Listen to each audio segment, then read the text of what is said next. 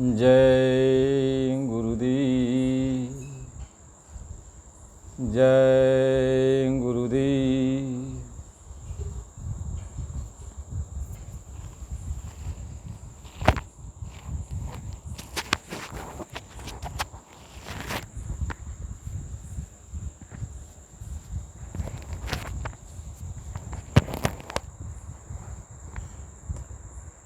जय गुरुदेव। परम पुरुष गुरुदेव जी, जय गुरुदेव नाम। अलख यगम्य की पार में स्वामी तुम्हें प्रणाम। कोटि कोटि करूं वंदना, अरब खरब प्रणाम। चरण कमल बिसरू नहीं, जय गुरुदेव नाम। परम पूज्य स्वामी जी महाराज के चरणों में कोटि कोटि प्रणाम। आप सभी सत्संगी भाई बहनों, माता पिता, नर नारी, बच्चे बच्चियों, सबको सादर जय गुरुदेव। हम सब लोग गुरु महाराज जी को याद करते हैं और मालिक के मुखार बिंदों से जो भी वचन निकले हैं उसको आपस में कहते और सुनते हैं। गुरु महाराज जी के बहुत सारे वचन हैं जो हम सबको, एक रोगी जैसे होता है उसको औषधि मिल जाती है तो रोग ठीक हो जाता है, ऐसे हम लोगों के अंदर जो तन मन में पीड़ा है, दर्द है, जब मालिक के वचन को याद करते हैं, कहते सुनते हैं तो वो दर्द पीड़ा कम हो जाती है। गुरु के वचन वह जड़ी है कि जो जन्म मरण के बंधन को काट देती है। पहली बात तो ये समझना है कि हमारा गुरु जो है वो कोई इंसान नहीं है कि कोई इंसान है, कोई आदमी है, हाड़ मांस का जैसे सबकी शरीर है वैसा हमारा गुरु है। हमारा गुरु भले ही मानव जैसा दिखाई पड़ता है, मानव का रूप बनाया है, लेकिन वह कुल मालिक है। वह नाम महाप्रभु है, वह प्रभु है।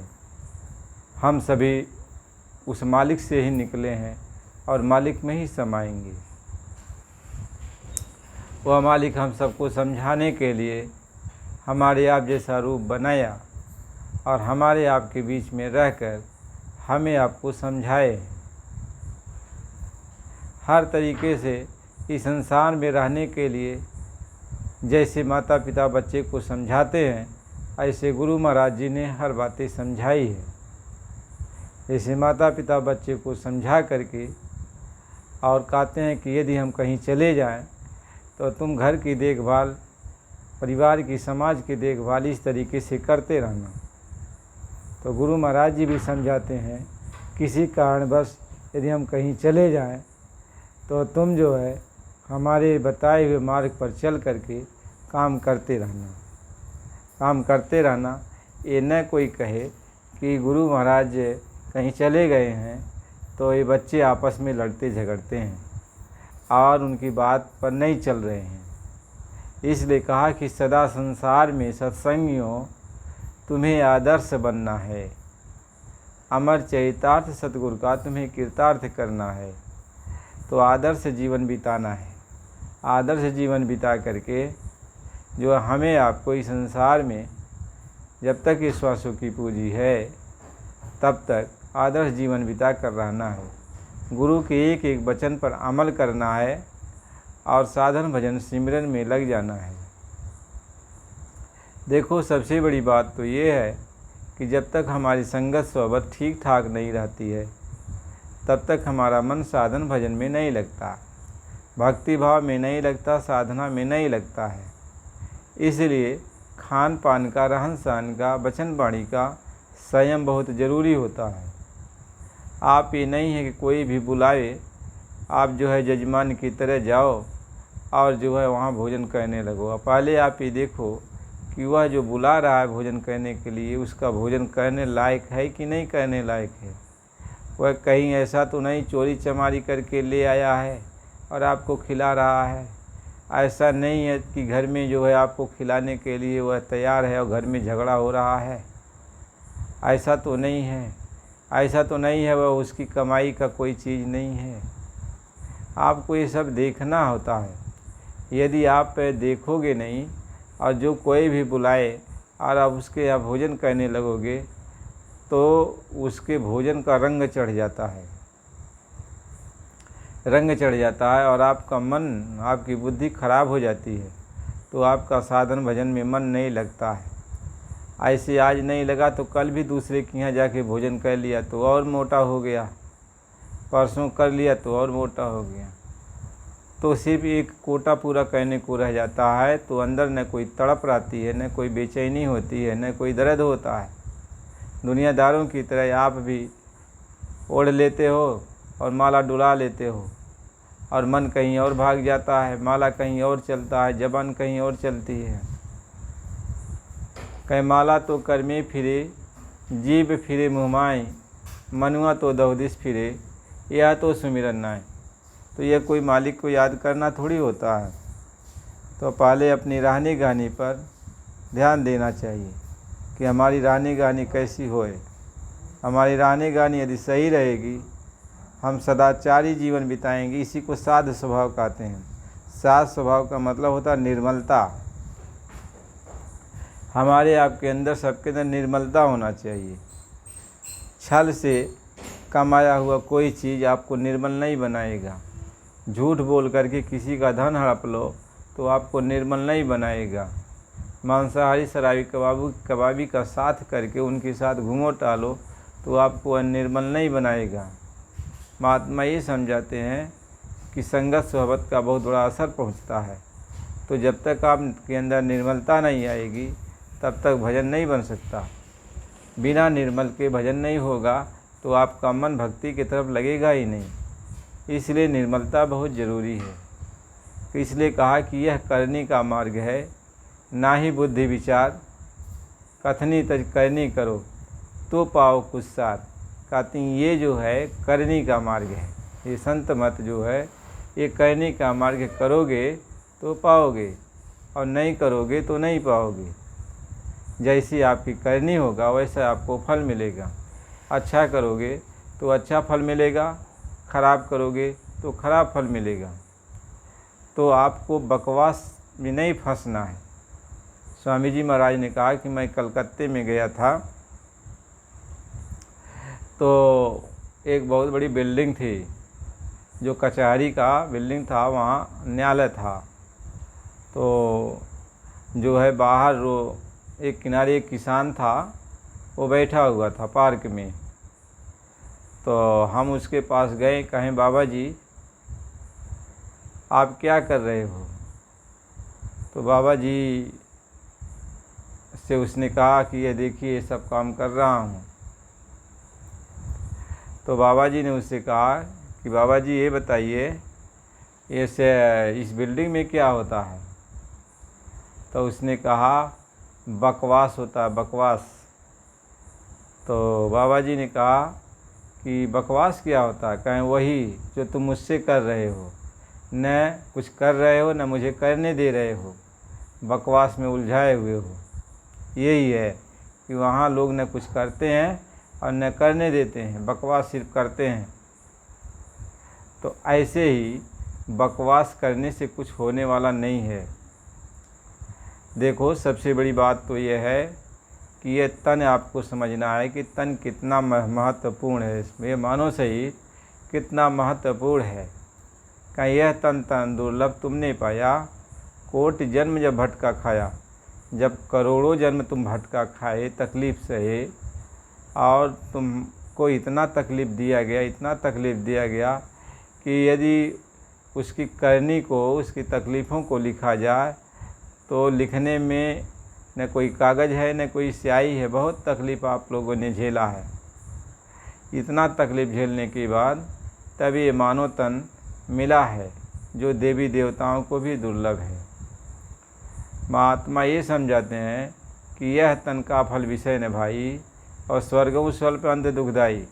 यह मानव तन आपको इसलिए नहीं मिला है कि आप विषय भोगों में लग जाओ। विषय भोगों में लगने के लिए, भोग विलास में रहने के लिए, सिर्फ बाल बच्चा पैदा करने के लिए, सिर्फ यहाँ की हुकूमत करने के लिए मानव तन आपको नहीं मिला है। मानव तन तो आपको मिला है, इस मानव तन में बैठी हुई जो आत्मा है इसको जगाओ। ये आत्मा सपने में सो रही है, नाना प्रकार की इच्छाएँ, कामनाएँ, चाहनाएँ, नाना प्रकार के इसके तरफ इसके अंदर उठ रहे हैं, और इन सारी इच्छाओं को ख़त्म करके इसको जगाओ। और जब ये आत्मा जागेगी तो इससे कहो कि तुम कौन हो, तुम कहाँ से आए हो, तुम्हारा घर कहाँ है, तुम्हें जाना कहाँ है। आत्मा को ये समझाओ। जब इसको थोड़ा सा होश होवे तो आत्मा से पूछो तुम हो कौन, तुम्हारा घर कहाँ है, तुम्हें जाना कहाँ है। यही उससे पूछो, यही उसको समझाओ। तो आत्मा को जब बार बार ठोकर मारोगे, आत्मा को समझाओगे, तो आत्मा के अंदर एक दिन समझ आ जाएगी। तो उसके अंदर विचार आएगा कि वास्तव में मैं कौन हूँ। तो जब वो कहेगा मैं शरीर हूँ, तो आप उसको समझाओ कि देखो ये तुम शरीर होते तो देखो सभी लोगों की तो शरीर है, और शरीर अंत समय में छूट जाती है, और शरीर को जला दिया जाता, बहा दिया जाता, दफना दिया जाता, तो शरीर का कोई मतलब नहीं रह जाता है। तो शरीर इसमें से जो तुम हो वो कहाँ चले जाते हो। तो इस तरीके से समझाओ उसको कि तुम शरीर नहीं हो, तब तुम कौन हो। तो जब बार बार ठोकर मारोगे तो आत्मा के अंदर यह विवेक जागेगा कि मैं कौन हूँ। मैं यदि शरीर नहीं हूँ तो हूँ कौन। क्यों कि मैं अपने आप को नहीं देखता, अपने आप को नहीं पहचानता। मैं हूँ कौन। बोलता तो हूँ, डोलता तो हूँ, कुछ सब कुछ करता तो हूँ, सब कुछ कर रहा हूँ, लेकिन अपने आप की खबर नहीं। सोचता हूँ बहुत कुछ, करने के लिए बहुत कुछ करना चाहता हूँ, लेकिन मुझे अपने आप का पता नहीं मैं कौन हूँ, मैं कैसा हूँ, मैं कहाँ बोलता हूँ, कहाँ डोलता हूँ, क्या करता हूँ, क्या नहीं करता हूँ। इसलिए आप जब उसके अंदर ये रगड़ आ जाएगी, सोच आ जाएगी कि मैं कौन हूँ और मुझे जाना कहाँ है, कहाँ लोग मुझको लेके चले जाते हैं, कहाँ कष्ट मुझको मिलता है। जब वो आत्मा जाग करके यह सब बातों को सोचने लगती है, विचार करने लगती है, तब उसके अंदर उसको जानने की इच्छा प्रबल हो जाती है, तड़प अंदर पैदा हो जाती है। तब जो भी उसको साधु महात्मा मिलते हैं, जानकार मिलते हैं, उनसे वो जाती है, पूछती है कि मैं कौन हूँ। दूसरे की बात तो छोड़ दो, पहले वह अपने को ही पूछती है मैं कौन हूँ, मैं कहाँ से आई हूँ, मेरा रूप क्या है। तो मेरे रूप का कोई दर्शन करा दे, मुझे बता दे मैं कौन हूँ, मैं कहाँ से आई हूँ। जब आत्मा इस पे लग जाती है अपने आप को पहचानने के लिए, क्योंकि आत्मा की आंखें बंद हैं, अब आत्मा के कान बंद हैं, तो आत्मा अपनी आँखों से अपने आप को देख नहीं पा रही है। कैसे एक अंधा आदमी की आंखें खराब हो जाएं तो वह अपने स्वरूप को नहीं देख पाता है। चाहे उसके सामने शीशा लग रखो, चाहे उसके सामने सूर्य भगवान की रोशनी आ जाए, चाहे कितना उजाला हो जाए, लेकिन अपने आप को देख नहीं पाता कि मैं कैसा हूँ। इसी तरीके से आत्मा अंधी हो गई है, आत्मा की आँख बंद हो गए हैं, और आत्मा के कान भी बंद, आवाज़ भी बंद हो गई है। तो आत्मा की आँख कान दोनों बंद हो गए, तो आत्मा को जब ये होश होता है तो अपने आप को भी नहीं देख पाती है। मैं कौन हूँ, मैं कहाँ से आई हूँ, मुझे कहाँ जाना है। तो सबसे मूल बात तो यही है न कि आत्मा अपने आप को देखेगी कैसे, क्योंकि उसके पास आँख होनी चाहिए, उसके पास, आत्मा के पास आँख होनी चाहिए। जब तक वह उसकी आँख नहीं खुलेगी तब तक उसके सामने यदि शीशा रखा जाए तो कैसे अपने चेहरे को देखेगी। इसलिए आत्मा की आँख को खोलना बहुत ज़रूरी होता है, आत्मा की आँख में रोशनी लाना बहुत ज़रूरी होता है। महात्मा ये समझाते हैं।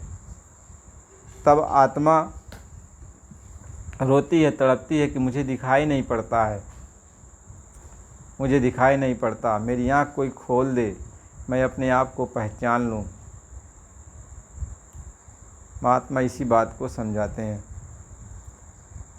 जब आत्मा के अंदर अपने आप को पहचानने के लिए, अपने आप को देखने के लिए तड़प पैदा होती है और रोती है, कलपती है, क्योंकि एक अंधे आदमी के पास कोई सामर्थ्यता नहीं होती कि वो किसी आँख वाले को पकड़ ले, क्योंकि उसको पता नहीं है कि वह आँख वाला है कि वह भी अंधा है। क्योंकि एक अंधा आदमी किसी को नहीं समझ पाता कोई देखने वाला है, कोई देखने वाला है। महात्मा इसी बात को समझाते, इसलिए रोने के सिवाय आत्मा के पास और कोई मार्ग नहीं है। वह मालिक से रोती है, तड़पती है कि हे मालिक, आप मेरी आँखों में रोशनी दे दो, मेरे अंदर उजाला कर दो। वह रो कर एकांत में बैठकर आत्मा भर ही रोती रहती है, तड़पती रहती है कि मेरी आँख खुल जाते तो मैं भी जान जाती मैं कहाँ पर हूँ, मैं कौन हूँ, मेरा स्वरूप कैसा है, मुझे जाना कहाँ है। आत्मा जान जाती, लेकिन ये कब जानेगी? जब उसकी आँख खुलेगी। इसलिए महात्मा समझाते हैं कि जब तक आत्मा की आँख नहीं खुलेगी तब तक उसके किसी भी प्रश्न का हल नहीं होगा। कोई भी प्रश्न उसका हल नहीं हो सकता है। सारे प्रश्नों का हल तभी हो जाएगा जब आत्मा की आँखें खुल जाएंगी। तब वह अपने आप को पहचान लेगी, अपने आप को जान लेगी।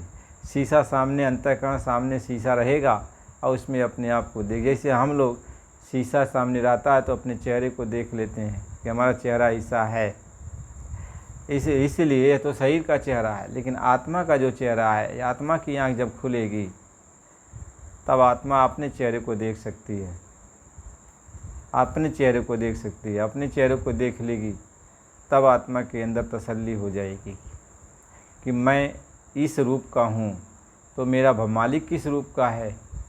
तो मालिक के लिए वो जो है तड़प पैदा करेगी। फिर मालिक मेरा कहाँ है, किस जगह है, मेरा पिता कहाँ है, तो अपने पिता की खोज में लग जाएगा, अपने घर की खोज में लग जाएगा। लेकिन जब तक आँखें नहीं खुलेंगी तब तक वह अपने को भी नहीं जान पाएगा, न मालिक को जान पाएगा, न अपने घर को जान पाएगा, कहाँ जाएगा। इसलिए महात्मा समझाते हैं कि शब्द बिना श्रुति आधरी, कहो कहाँ को जाए, अद्वार न पावे शब्द का, फिर भटे का खाए। कहते हैं शब्द के बिना यह सूरत अंधी है। शब्द का मतलब होता है वो मालिक है, वो परमात्मा। वो जब शब्द स्वरूपी मालिक है आता है और आत्मा की आँख को खोलता है तब आत्मा को आगे दिखाई पड़ता है, आत्मा को तब आगे दिखाई पड़ने लगता है। इसीलिए गुरु के बिना कोई भवसागर से पार नहीं हो सकता। भवसागर का मतलब ये होता उसकी आँख कान जब तक खुलेगी नहीं तब तक वह कहाँ पर है जान नहीं पाएगी, और कहाँ उसको जाना ये भी नहीं जान पाएगी। तो गुरु जब मिलेगा तो आँख कान को खोल देगा और उसको रास्ता दिखा देगा, कहेगा ये देख भवसागर है और ये देख अपने घर जाने का मार्ग है, अपने घर जाने वाले मार्ग पर तू बैठ जा, चल जा, अपने घर निकल जा, नहीं तो ये नीचे भवसागर है। तो गुरु यही कहते हैं कि जब मैं पकड़ता हूँ, जब आँख कान खोलता हूँ तो भवसागर से निकाल देता हूँ, अपने घर के मार्ग पर उसको जीव को लगा देता हूँ। अब अपने घर जीव जाएगा, चलते चलते चलते चलते मंजिल दर मंजिल पार करते हुए तब अपने पिता के पास अपने घर पहुँच जाएगा। जब अपने घर वो पहुँच जाएगा तो उसको सब बातें याद आ जाएंगी कि मैं कब से अपने देश से गई थी, सारी जानकारी उसको हो जाएगी, और कितना समय तक रही वहाँ पे, कितना तकलीफ़ कष्ट मिला हमको, वो सब उसको पता चल जाएगा। तो सद्गुरु यही बात समझाते हैं कि महात्मा जो भी बातें बताते हैं वो सदा सत्य होता है, क्योंकि महात्मा सत्य होते हैं, संत सत्य होते हैं, सत्य के स्वरूप होते हैं, उनके वचन सत्य होते हैं, वो जो कहते हैं सभी सत्य है, सभी सत्य है। इसलिए गुरु महाराज जी बराबर ही कहते बच्चा, जो संत सद्गुरु होते हैं, जो पूरे गुरु होते हैं, वो देखने में तो मानो जैसा लगते हैं, लेकिन वो हाड़ मांस के पुतले नहीं होते, वो शब्द स्वरूपी होते हैं। हमारे आप को देखने में ऐसा लगता है वो भी हमारे आप जैसी शरीर धारण किए हुए हैं, लेकिन ऐसा नहीं होता, वो शब्द का शरीर होता है। कहें शब्द स्वरूपी साइयाँ तौलन सकल जहान, वो शब्द स्वरूपी होते हैं और सारे जहान में सबको जो है तौल लेते हैं, सबको देख लेते हैं और सबकी कमियों को देख करके उस कमियों को दूर करना चाहते हैं। वो मालिक है जो एक जगह रहते हुए भी सभी जगह मौजूद रहता है, सभी जगह एक देशी होते हुए वह सर्वदेशी कहलाता है। एक जगह बैठा हुआ है तो सबके पास भी रहता है और उस स्थान पर भी रहता है, इसलिए उसको जो कोई जहाँ भी खोजता है वो वहीं मिल जाता है, क्योंकि वह सब जगह मौजूद है और अपने स्थान पर भी है, अटल है। इसलिए उसको कहा जाता है कि वह कभी अपने स्थान से नीचे उतरता नहीं, अपने स्थान पर मौजूद है। जब कोई वहाँ जाएगा तो वहाँ उसको वो अपने स्थान पर बैठे मिलेंगे, और जब कोई यहाँ खोजेगा तो यहाँ पर भी वो मिलेंगे। इसलिए वो हर जगह हर आत्माओं के पास रहते हैं और वहाँ पर भी रहते हैं। इसलिए महात्मा ये समझाते हैं उनकी यह गति निराली होती है, कोई उनको समझ नहीं सकता है। इसलिए शिष्य का अपना परम कर्तव्य होता है कि गुरु की गुणगान गावे, गुरु की चर्चा करे, गुरु की प्रशंसा करे, अपने गुरु की महिमा गाए कि हमारा गुरु इस तरीके से है, गुरु मेरे पूर्ण दातार। तो गुरु मेरे पूर्ण दातार हैं, देने वाले हैं। जो कुछ भी आपको ज़रूरत पड़ेगी मालिक दे देता है, क्योंकि कहने से बात नहीं बनती है, वह स्वयं आपके अंदर होकर जानता है हमारे हृदय में क्या हो रहा है, हमारा मन क्या सोचता है, हमारी आत्मा क्या चाहती है, वह मेरा सद्गुरु जानता है। जिसमें मेरी भलाई होने को होती है वही चीज़ मेरा पूरा करता है, और जिसमें मेरा भलाई नहीं होता वह चीज़ वह नहीं। आप भले कहो कि हमें यह चीज़ हो जाए तो सोचता है कि मैं कर दूंगा, तो बच्चे का नुकसान हो जाएगा। जैसे बच्चा कोई चीज़ हथियार मांगे, छोटा बच्चा तो जिद कर ले कि हथियार हमको चाहिए, और माँ बाप ये जानते हैं कि हथियार दे देंगे तो चाहे अपना हाथ गोड़ काट लेगा, चाहे दूसरों को मार देगा, तो वह कितना चिल्लाता है, तो उसको हथियार नहीं देते, उसको उसकी जगह पर कुछ और देते हैं समझाने बुझाने के लिए। इसी तरीके से हम जो कुछ भी मांगते हैं तो हमारे जो भले की चीज़ होती है वही मेरा मालिक मुझको देता है, और जो भले की चीज़ नहीं होती है, मेरा नुकसान होने को होता है, वह हमको नहीं देता है। तो हम सोचते हैं कि मेरा मालिक मेरी इच्छा को पूरा नहीं कर रहा है। महात्मा ये समझाते हैं वह तुम्हारी इच्छा से नहीं चलता, वह अपनी इच्छा से चलता, अपनी मौज से चलता, जिसमें तुम्हारा भला हो, जिसमें तुम्हारी भला हो। हर तरीके से तेरा पक्ष हो लेता है सदगुरु, लेकिन तेरी संभाल करता है। तो गुरु महाराज जी इसी बात को समझाते हैं। गुरु कोई हरवंश का पुतला नहीं है, गुरु कोई जो है ऐसा नहीं है कि जो भी आप समझ लो। गुरु वो पामर है, वो शक्ति है, वो कुल मालिक है हमारे आपके बीच में। वो मालिक आकर के सब कुछ हम सबको बताए हैं। इसलिए महात्मा ये समझाते गुरु मानुष कर जानते ते नर कहिए अंध है। यानी वह आदमी को समझा रहे हैं, इंसानों को, कि देखो कभी भी गुरु को इंसान मत समझना, मानो मत समझना। यदि मानो समझ लिया तो समझ लो तुम्हारी बुद्धि काम नहीं कर रही है। होए दुखी संसार में आगे जम के बत, तो संसार में दुखी रहेगा, और आगे जब शंका हो गई तो आगे तू जो बंधन में चला जाएगा 84 के। इसलिए काम मत करना, गुरु को मानो मत समझना। कहते गुरु मानुष कर जानते कर चाहे नामित पान, और ते न नर के जाएंगे जन्म जन्म हुई स्वान। गुरु को मनुष्य समझो और मनुष्य समझ के उनके चरणों को धोकर पियो, तब भी आप कुत्ते की जोनी में जाओगे, आप बच नहीं सकते हो। क्योंकि गुरु जो होता है उसका असली स्वरूप होता है वो शब्द है, वह शब्द स्वरूपी मालिक होता है, कुल मालिक होता है। वह देह रूप में नहीं होता। कहें कंज गुरु निराह बताई, और देह गुरु से कुछ ना पाई।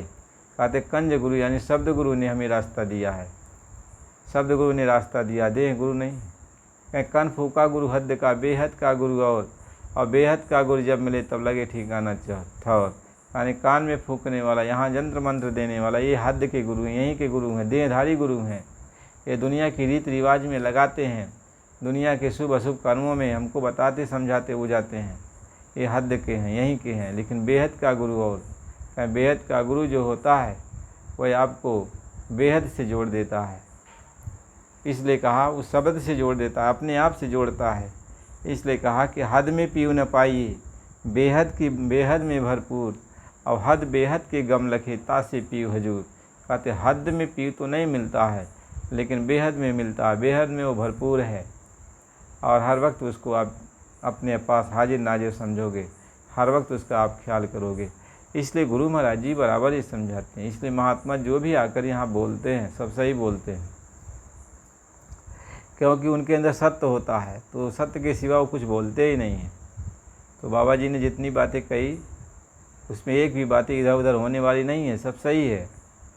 अब हमारा मन, हमारी बुद्धि काम नहीं कर रही है, हमारा बुद्धि मन हमारा समझ नहीं पा रहा है, तो हम गुरु को कुछ भी कह दे बैठ रहे हैं, गुरु के बारे में कुछ भी सोच रहे हैं। ये अपनी अपनी समझ है, उसके बारे में हम क्या कह सकते हैं। आप कुछ भी समझो गुरु के बारे में, आपकी समझ जितनी होगी उतना आप समझोगे। तो महात्मा, लेकिन इतना तो ज़रूर कहूँगा कि गुरु को इंसान मत समझना, गुरु को इंसान मत समझना, क्योंकि गुरु वो भगवान है। जहाँ भी पुकारोगे, जैसे भी पुकारोगे, जब भी जैसी ज़रूरत पड़ेगी तुम्हारी रक्षा करने का, तो वहाँ गुरु आपकी मदद करेगा। गुरु महाराज जी ने कहा, मैं तेरी मदद करूँगा बच्चा, मैं किसी रूप में मदद कर दूँ, लेकिन तेरी मदद हो जाए तो इतना जान लेना कि गुरु ने मदद कर दिया। दादा गुरु और स्वामी जी महाराज आपस में बात कर रहे थे, तो स्वामी जी महाराज ने दादा गुरु से पूछा कि गुरु जी, क्या यदि शिष्य कहीं दूर चला जाता है तो क्या गुरु वहाँ उसकी संभाल करता है? तो दादा गुरु ने कहा, हाँ, वो संभाल करता है, कभी भी अपने भक्तों को चोट नहीं पहुँचाने देता है। बात आई गई, ख़त्म हो गई। तो गुरु महाराज जी कहीं जा रहे थे, कहीं थे, तो वह बेहड़ इलाका था, वहाँ कोई इंसान आदमी इधर उधर दिखाई नहीं पड़ा। तो एक सांड देखा, गुरुजी ने एक सांड देखा।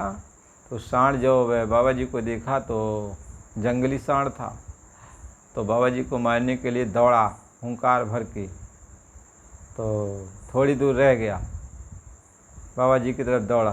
तब तक एक आदमी साफा बांधे सरदार की तरह और वहीं आके प्रकट हो गया, आ गया, पता नहीं किधर से आ गया, और उसको सांड को मारा एक घूसा, और इतना तेज़ घूसा मारा कि सांड दूसरी तरफ भगा, दूसरी तरफ सांड भगा। और उसके बाद थोड़ी देर के बाद जब ये देखते हैं गुरु महाराज जी, तो वह आदमी इधर उधर देखते बस पता नहीं कहाँ चला गया, छिप गया, दिखाई नहीं पड़ा। तो वहाँ से फिर वापस स्वामी जी महाराज अपने गुरु महाराज जी के पास आए, दादा गुरु के पास आए। तो दादा गुरु ने कहा, अरे बच्चे आज उदास क्यों हो, क्या बात है? अरे तुम्हारी सांड से रक्षा हुई कि नहीं हुई? तो स्वामी जी महाराज एकदम स्तब्ध हो गए, कहें कि बाबा जी, कहें हाँ बच्चा, वो मालिक किसी भी रूप को बनाकर, कैसा भी रूप बना करके वह आपकी रक्षा किया और सभी भक्तों का करता रहता है। इसलिए अब तुम यह जिद मत ठानो कि बाबा जी रक्षा नहीं करते। गुरु महाराज ने कहा, तुम्हारी रक्षा हो जाए तो जान लो ये मेरी तरफ से है, गुरु की तरफ से है, गुरु ही तुम्हारी रक्षा करता है। तो इतना तो भरोसा कर लेना चाहिए। और देखो, और भजन ध्यान में भी मन को लगाना चाहिए, भक्ति भाव में लगना चाहिए। गुरु हर वक्त तुम्हारे साथ हैं। कहें गुरु रक्षक हरदम संग, क्यों ना धीर धरे, क्यों धीर नहीं अपने अंदर रखते हो? गुरु हमेशा तुम्हारी रक्षा करेंगे, हर वक्त तुम्हारी संभाल करेंगे, हर वक्त तुमको जो है दुलार करेंगे, प्यार करेंगे, मोहब्बत करेंगे, तुम्हारे तुमको हर बलाओं से बचाएंगे। जैसा उचित समझेंगे वैसा वो तुमको आदेश निर्देश देते रहते हैं। इसलिए प्रेमी भाई बहन, आपका गुरु आपके पास है, हर समय मौजूद है आपका गुरु, और आप अपने गुरु को बराबर याद करो। हाजिर नाजिर हमेशा समझना चाहिए, ये सोचना चाहिए कि मेरा मालिक कहीं गया नहीं है, मेरे हृदय में वास कर रहा है, मेरे पास है। जब चाहूँ तो अपने मालिक को देख लूँ, अपने हृदय में अपनी आत्मा की आंखों से देख लूँ। तो अपने गुरु पर भरोसा करो, विश्वास करो। गुरु महाराज ने कहा, मैं हर वक्त अपने भक्तों के पास रहता हूँ, अपने भक्तों की संभाल करता हूँ, अपने बच्चों की संभाल करता हूँ। इसलिए मेरा भक्त यदि है तो मेरा दास कहाए कि करे पराई आस, तो मेरा दास कहा कर दूसरों की आशा करेगा तो मेरे ऊपर भरोसा कितना उसका है? मेरे ऊपर कहाँ उसका भरोसा है? वो तो सोच लेगा कि बाबा जी है नहीं, तो भरोसा दूसरे से करेगा, तो मेरे ऊपर उसका भरोसा नहीं रह गया ना। लेकिन बाबा जी ये कहते हैं कि मैं रहूँ या ना रहूँ, लेकिन तुम्हारे लिए हर वक्त तुम्हारे पास रहूँगा, तुम्हारी संभाल करूँगा। कहीं शब्द स्वरूपी संग हूँ, कभी न रहता दूर, और धीरज रखिए चित्त में दिखेगा सतनूर। मैं जो है शब्द रूप में, शब्द स्वरूपी यानी मेरा जो सच्चा स्वरूप है, प्रभु का जो सच्चा रूप है, उस रूप में मैं बराबर तुम्हारे पास रहूँगा। बराबर यदि बाहर से नहीं दिखाई पड़ता हूँ तो भी मैं तुम्हारे पास रहता हूँ, और तुम मुझको हाजिर नाजिर समझ करके, अपने पास समझ करके तुम जो भी काम करो ईमानदारी मेहनत से काम करो। ईमानदारी मेहनत से काम करोगे तो लड़ाई झगड़ा से दूर रहोगे, वाद विवाद से दूर रहोगे, क्योंकि तुम्हें प्रभु से मतलब है न, गुरु से मतलब है न। तो गुरु कभी भी तुमसे दूर नहीं रहता, कभी भी तुमसे दूर नहीं रहता, हर वक्त तुम्हारे पास रहता है। अभी उसकी एक मर्यादा है, वह किस रूप में कैसे तुम्हारे पास रहेगा वो जाने। लेकिन जब तुमको जैसी ज़रूरत पड़ती है, जैसे बच्चे को दूध की ज़रूरत पड़ती है तो माँ कहीं पर भी रहती है तो बच्चे को दूध पिला देती है। ऐसे तुम्हारे ऊपर कोई कष्ट तकलीफ़ आएगा तो मैं तुम्हारे कष्ट तकलीफ़ को दूर करने के लिए आ जाता हूँ, और मैं तुम्हें कोई न कोई रास्ता दिखा देता हूँ, और ताकि तुम्हारी कष्ट तकलीफ़ चली जाए। इसलिए गुरु को कहें गुरु को सिर पर राखिए, चलिए आज्ञा माई, कहें कबीर दास को तीन लोक भय नाई। कहते गुरु को अपने सिर पे रखो कि हमारे सिर पर हमेशा हमारा मालिक मौजूद है, वो मालिक हमारे माथे पर है, हमारे सिर पे है। फिर हमें चिंता किस बात की है, फिक्र किस बात की है? अरे फिक्र वो करता जिसको गुरु नहीं मिला है, जिसको गुरु नहीं मिला, जिसका गुरु उसके सिर पे नहीं है। फिक्र वो करे, वह गुरु और संत सद्गुरु की खोज करे, वो अपने आत्मा के कल्याण के लिए इधर उधर खोज करे। फिक्र उसको है, लेकिन तुम्हें तो फिक्र नहीं होनी चाहिए, क्योंकि तुम्हारा गुरु तुम्हारे सिर पे मौजूद है, सिर पे मौजूद है। कहीं गुरु माथे से उतरे शब्द भी होना होए, ताको काल घसीट राख सके ना को। यदि गुरु निकल जाएगा तो तुम शब्द से विहीन हो जाओगे, तुम्हारे अंदर शब्द की ध्वनियाँ नहीं मिलेंगी, और शब्द की ध्वनियाँ तुमको मिल रही है तो जान लो तुम्हारा गुरु तुम्हारे पास है। इसलिए गुरु महाराज जी बराबर समझाते हैं कि बच्चा ख्याल ध्यान लगा करके तुम गुरु भक्ति में लग जाओ, गुरु भक्ति में लग जाओ। तो हम गुरु की भक्ति में लग जाते हैं, और सभी प्रेमियों से कहते हैं गुरु भक्ति में लगो, साधन भजन में लगो, और गुरु को हाजिर नाजिर समझो कि हमारा गुरु हमारे पास मौजूद है, और हमारी तकलीफ़ों में, हमारी बीमारियों परेशानियों में वो हमारा गुरु हमारी मदद करेगा। अपने गुरु पर पूरा भरोसा करो, कहें गुरु का करो भरोसा, फिर करो न कुछ अफसोस। अफसोस चिंता मत करो, गुरु पर अपने भरोसा करो, और गुरु तुम्हारी संभाल करेंगे। इसलिए प्रेमी भाई बहनों, हर वक्त मालिक को याद करते रहना, कहीं काम करते रहो, नाम जपते रहो, काम करो नाम जपते। नाम जो सतगुरु ने दिया वह सत्य है, नाम को पकड़ाया वो सत्य है, तो काम करो, नाम को जप करो। और जब कोई परेशानी विपत परेशानी आने वाली है, आ रही है, तुमको आभास महसूस हो, तो अपने गुरु को याद करो कि मालिक मेरी संभाल करो। वह मालिक कोई न कोई देरिया लगा देगा, कोई न कोई रास्ता आपको दिखा देगा, जिससे आपकी संभाल हो जाएगी। गुरु महाराज ने कहा मैं किसी भी पोल पर बैठकर तुम्हारा काम कर दूंगा। मेरे सभी पोल हैं, ये जितने भी आत्माएं हैं मेरी एक पोल हैं।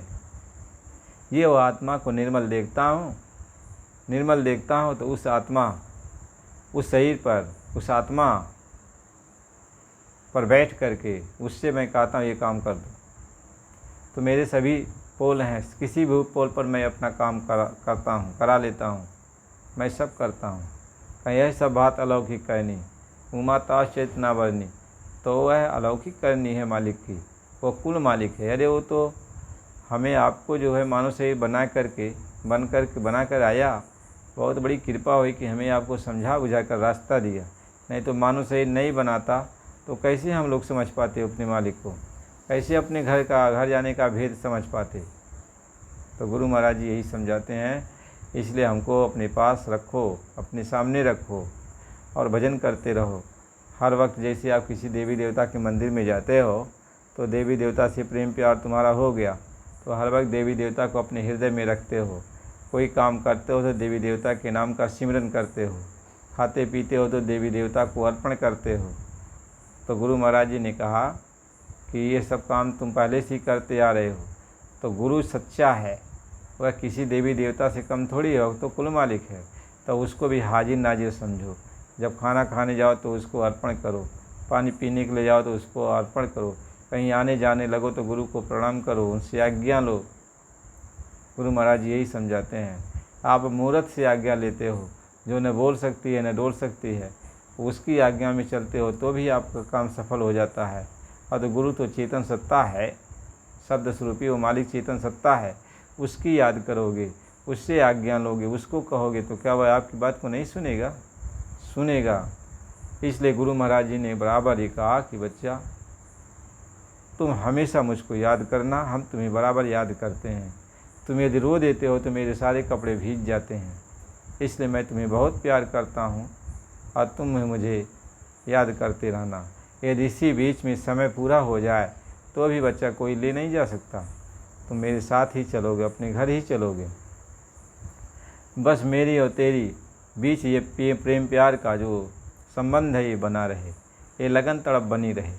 इस लगन तड़प को ख़त्म मत करना। इसी लगन तड़प को ख़त्म करने के लिए काल नाना प्रकार का फितरकबाजी पैदा करता है, नाना प्रकार की बातों को दे करके आपको उलझाना चाहता है। आप उनकी बातों को सुनकर उलझने लगते हो, आपके अंदर शंकाएँ पैदा होने लगती हैं। जब शंका पैदा हो जाती है तो माया आपको जो है डुबाने लगती है, आप डूब जाते हो। इसलिए गुरु के प्रति शंका नहीं करना चाहिए।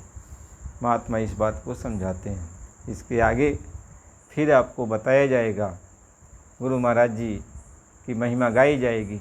इसलिए प्रेमी आप नए हो, चैनल को लाइक सब्सक्राइब कीजिए, और पुराने हमारे गुरु भाई बहन बराबर जब भी सत्संग शुरू हो तो आप जब बैठ जाओ सत्संग सुनने के लिए तो पूरा सत्संग सुनो, पूरा सत्संग सुनो, क्योंकि सत्संग सत्य का है। जितना समय आप सत्संग सुनोगे तो आपकी भलाई ही होगी, बुराई होने वाली नहीं है, आपकी भलाई होगी। यानी सत्संग से तन मन निर्मल भी होगा और आपके अंदर मालिक के प्रति उत्साह उमंग पैदा होगा, और मालिक को हाजिर नाजिर समझ करके मालिक को याद करते रहो। हर वक्त ये कहो कि मेरा मालिक मेरी संभाल करेगा, मेरा मालिक मुझको देख रहा है, मैं देखूँ या न देखूँ लेकिन मेरा सद्गुरु मुझको देख रहा है।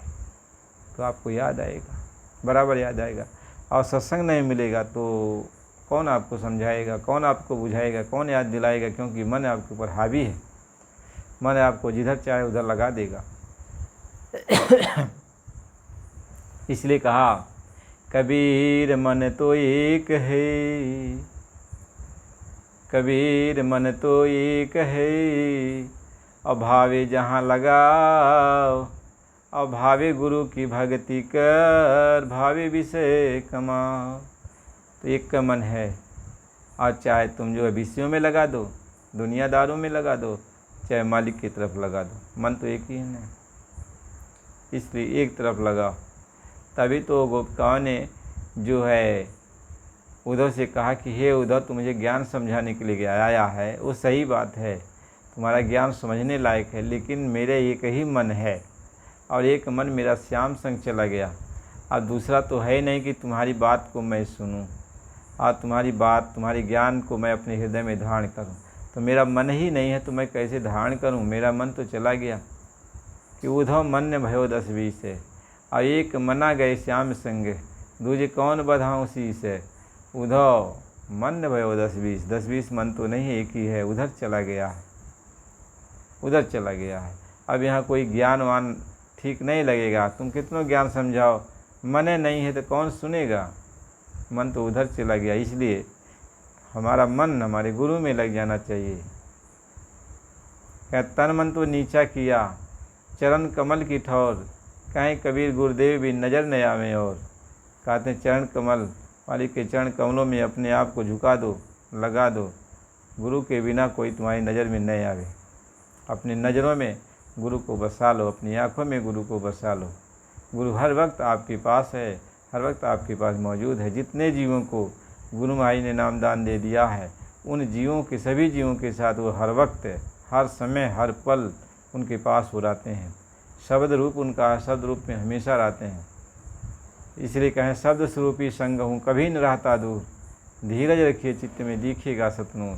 तो धीरज रखना, एक न एक दिन वह सतनूर आपके सामने दिखाई पड़ जाएगा। लेकिन इतना भरोसा करना मेरी बात पर कि मेरा गुरु मेरे साथ रहता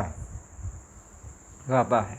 नामदान के वक्त में जिस अवस्था में गुरु आपको नाम दान देता है, उसी अवस्था में आपके अंतर में जहाँ पे आत्मा की बैठक है, उसी रूप में जाके बैठ जाता है। हर प्रत्येक सत्संगी के अंदर गुरु उसी रूप में मौजूद होता है जिस रूप में आपको नाम दान दिया रहता है। और जब अंदर में आपकी रसाई शुरू होती है तब गुरु उसी रूप में मिलता है। फ़र्क सिर्फ इतना होता है कि यहाँ तो जो रूप आप देख रहे हो तो यहाँ तो साधारण सा रूप लगता है, लेकिन वहाँ अंदर जब जाते हो तो उस गुरु के अंदर परम प्रकाश होता है। उनका रूप नूरानी स्वरूप होता है, एकदम परम शांति का होता है। जो कोई जैसा भी वहाँ पहुँचता है उसको आनंद मिलता है, शांति मिलती है। उसमें उसके अंदर कोई भी जलन नहीं होता उसके रूप में। जैसे सूरज में प्रकाश है लेकिन गर्मी है, जाओगे तो जल जाओगे।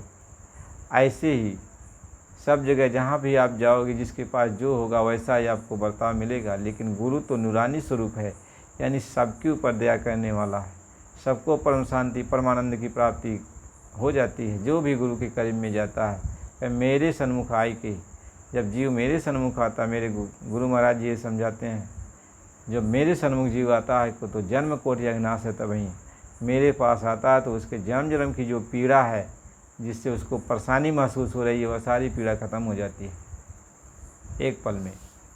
तो गुरु यही समझाते हैं कि तुम मेरी तरफ आओ, मैं जहाँ तुम बैठे हो वहीं मैं भी आ गया हूँ, तो मेरी तरफ ख्याल लगाओ। दुनिया की तरफ से ख्याल निकाल करके अब तुम मेरी तरफ लगाओ। जहाँ तुम बैठे हो वहीं मैं भी बैठा हूँ, वहाँ तुम आओ। तो स्वामी जी महाराज ये बात समझाते हैं। इसलिए हर वक्त गुरु महाराज जी को याद करना चाहिए, प्रणाम करना चाहिए, क्योंकि तेरा काज उन्हीं से होगा। मत भरमो तू तज अभिमान, जो अब की तो गुरु से चूका तो भटकेगा चारों खान। कहते हैं कि तेरा काम किससे होगा? गुरु से ही होगा। तो गुरु के हृदय में बसा लो, गुरु को हृदय में बसा लो, भजन कर मगन रहो मन में। भजा बसा लो, कहीं भी तू आते जाते रहेगा, अंदर में मालिक तो तुम्हारे मौजूद है ही। किसी धर्म मजहब के पास चला गया, किसी जो है नाते रिश्तेदारों के पास चला गया, कहीं गंगा जमुना मंदिरों मस्जिदों में गया, हर समय हर वक्त गुरु तो तुम्हारे पास ही है ना। तो क्या फ़र्क पड़ता है? देख लिया, दुनिया का देशाटन कर लिया, लोग कैसे कैसे क्या कर रहे हैं, लेकिन तुम्हारे पास तुम्हारा गुरु मौजूद है। तुम्हें कमी किस चीज़ की है? इसलिए हर वक्त गुरु को याद करते रहना। गुरु की महिमा अपरंपार है, हमेशा गुरु को याद करो। नए प्रेमियों, चैनल को लाइक सब्सक्राइब करो। और गुरु महाराज जी की दया है, बराबर सत्संग मिल रहा है, तो कब सब्सक्राइब किए रहोगे तो सत्संग बराबर मिलता रहेगा। इसलिए प्रेम से बोलो जय गुरुदेव।